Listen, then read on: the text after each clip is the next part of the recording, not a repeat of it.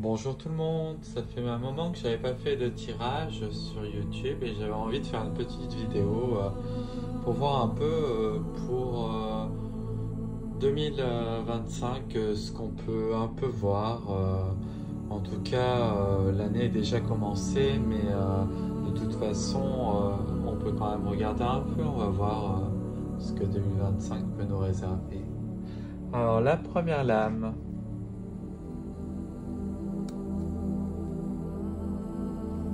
Pour moi, la première lame, l'amoureux, ça signifie que cette année, il y a peut-être une rencontre importante qui nous attend. Alors pour les célibataires, ce sera une rencontre d'ordre sentimental. Ça peut être une rencontre amicale ou quelque chose de professionnel, une rencontre avec quelqu'un.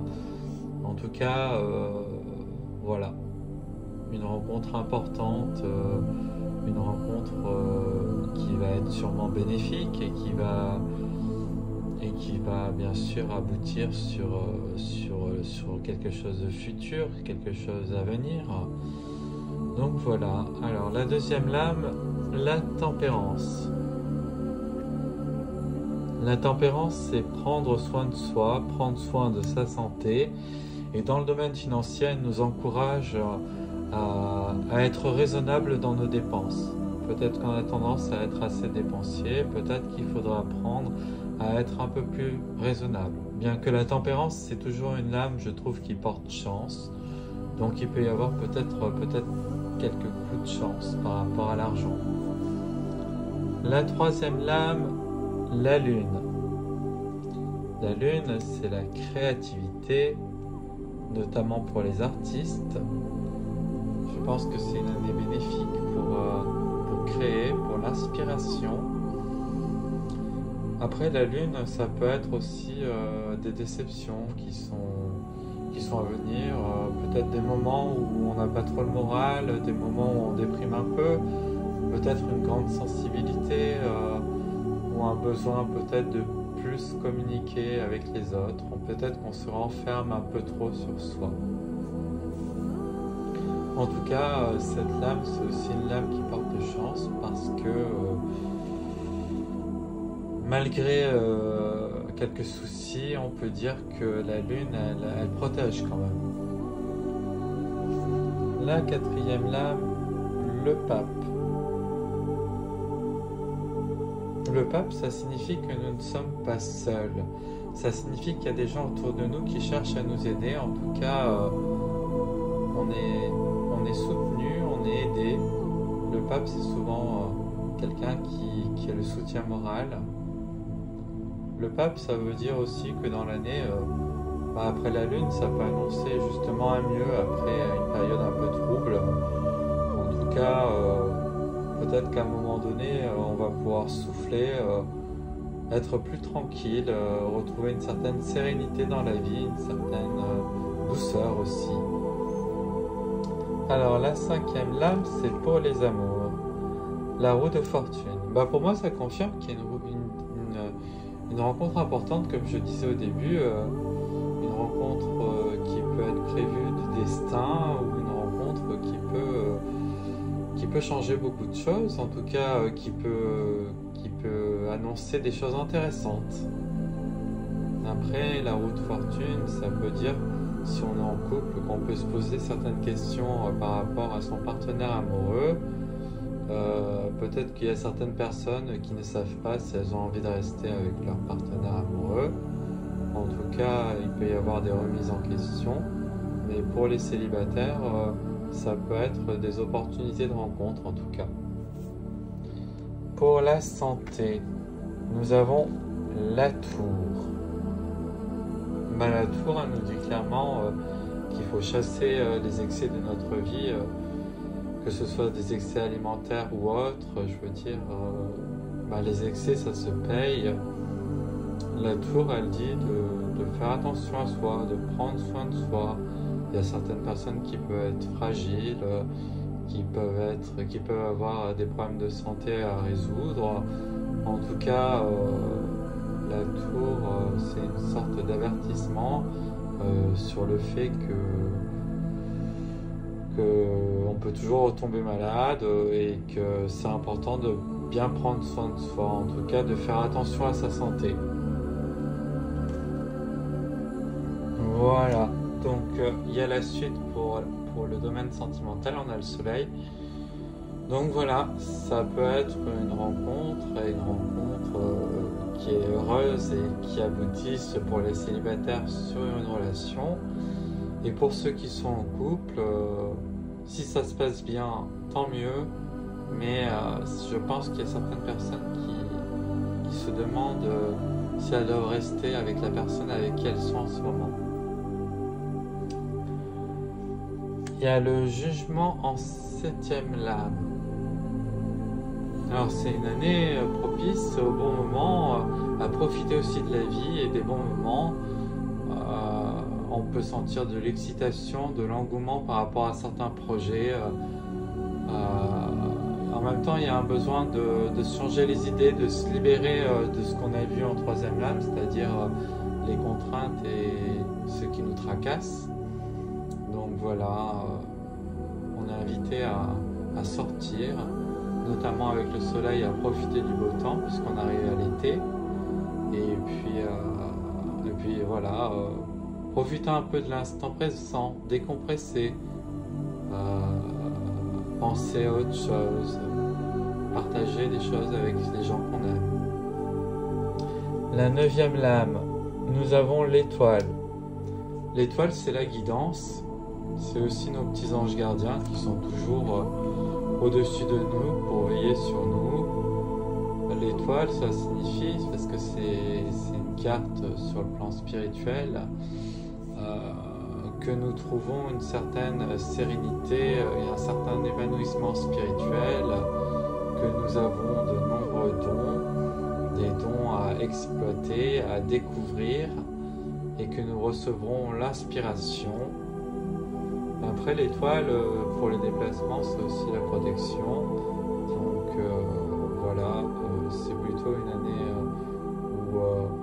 qui parle de vacances, d'évasion, d'eau. Ça peut être pour certains partir à la mer, partir à la campagne, ça dépend. Mais en tout cas, avec l'étoile, on passe des moments agréables où on va pouvoir un peu lâcher prise. Voilà. Et pour les célibataires, on sent que certains ont vraiment envie de trouver quelqu'un et en fait, ça pourrait bien arriver.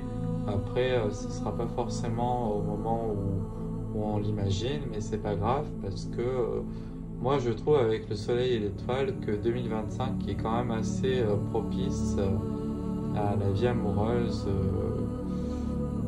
notamment pour les célibataires et les rencontres. La 10e lame, nous avons le pendu.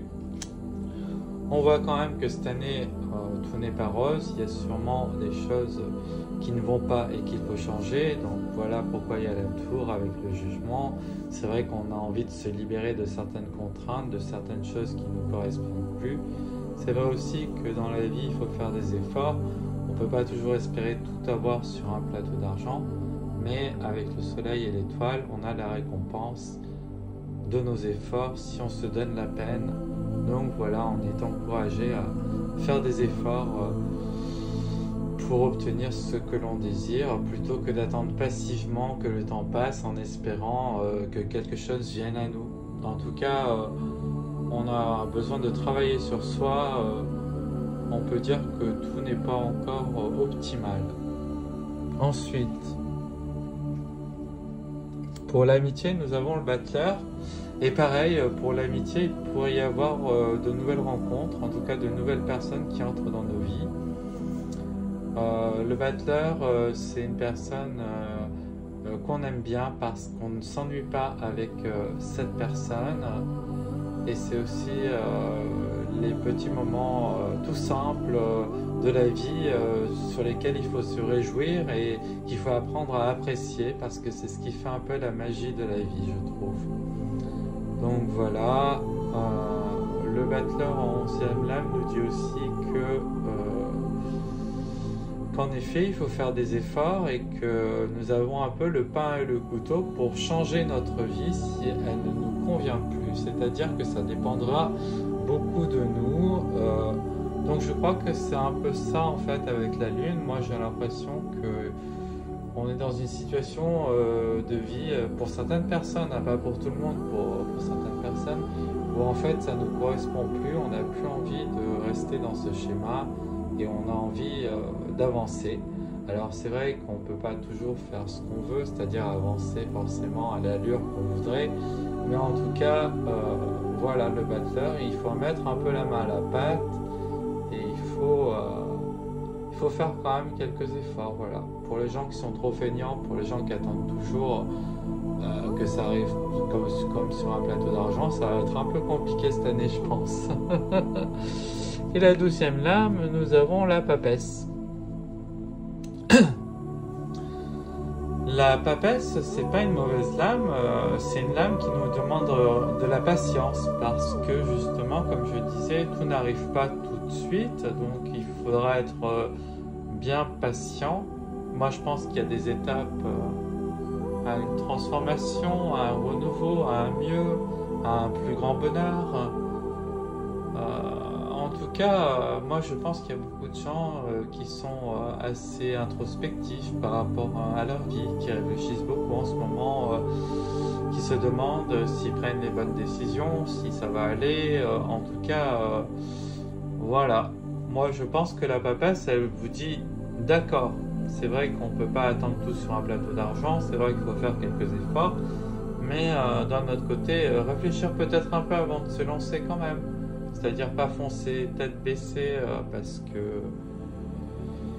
parce qu'il y a peut-être certaines choses à éviter ou certaines choses qui ne sont pas bonnes pour soi forcément. Et puis comme on dit, il y a beaucoup de choses qui sont possibles dans la vie et puis ça ne veut pas dire forcément que c'est une bonne idée, que c'est forcément une raison pour le faire, quoi. Donc voilà.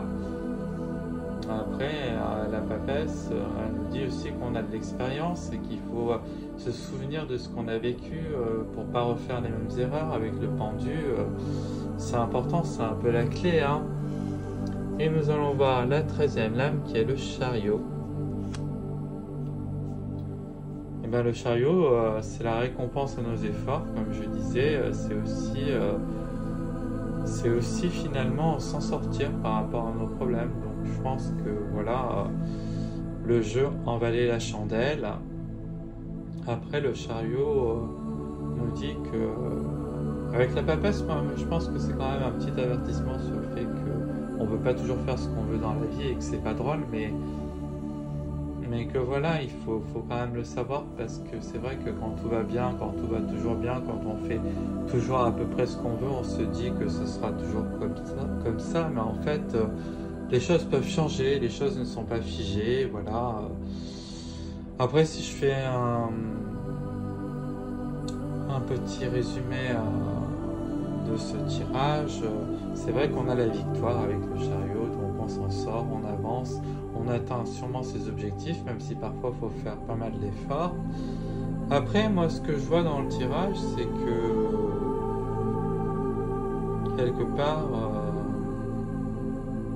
on ne peut pas toujours avoir tous les moyens pour tout de suite trouver les solutions. Et c'est vrai qu'il y a un temps où ça peut nous préoccuper pas mal, où on peut être pas très bien. Mais ce qui est bien quand même, c'est que les solutions arriveront. Voilà, moi je sais très bien que c'est pas drôle de faire preuve de patience. La patience est une vertu certes, mais parfois on aimerait que ça aille quand même un tout petit peu plus vite.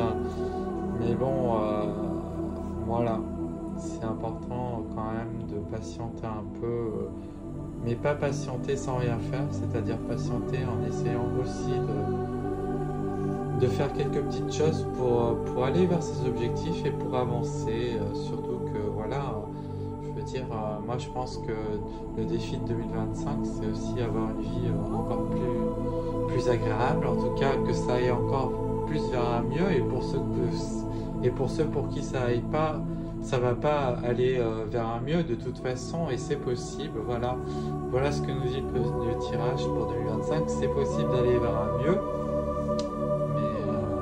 ça se fera pas tout de suite. Voilà, il faudra quand même un peu attendre et agir. Voilà, Donc 2025, moi ce que je retiens surtout pour 2025, ce qui est ressorti clairement, c'est pour le domaine sentimental. Moi je pense que 2025 est une bonne année pour l'amour, bien que, surtout pour les célibataires, moi je pense qu'il y a beaucoup de gens qui vont faire des rencontres intéressantes. Mais bon, pour les gens qui sont pour les gens qui sont déjà en couple, pour certaines personnes, pas pour toutes, moi je vois quand même des remises en question, voilà, pour savoir si on a vraiment envie de rester avec la personne ou si c'est vraiment la personne qui nous correspond, si on a envie de poursuivre la relation aussi. Donc voilà. Eh bien, je vous remercie d'avoir visionné cette vidéo. Moi, je vous souhaite une excellente journée. Prenez bien soin de vous et portez-vous bien. À plus tard.